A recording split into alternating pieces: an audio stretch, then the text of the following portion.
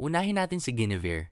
Weak siya sa mga hero na kayang pigilan ang engage niya o hindi madaling maburst.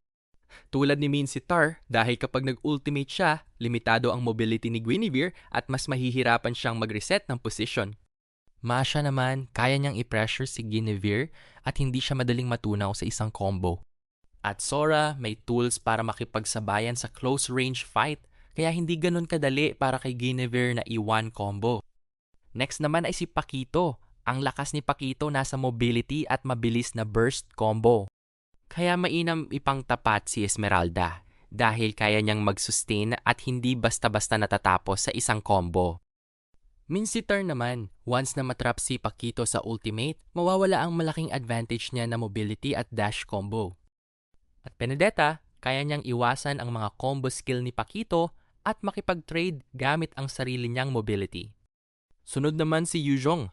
Ang problema niya ay kapag may hero na kayang lumaban sa extended fight at hindi natatakot sa sustain niya.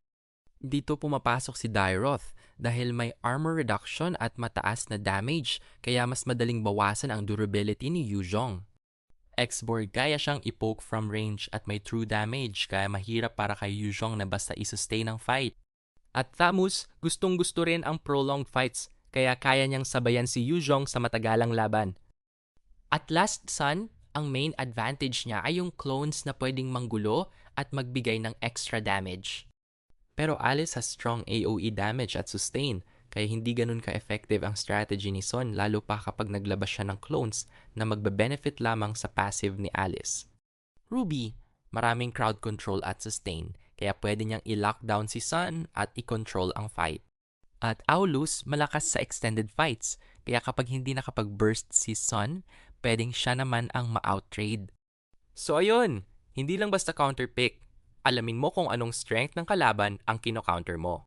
Comment down below sino ang next hero na gusto mo makita ang counter and follow for more exciting content.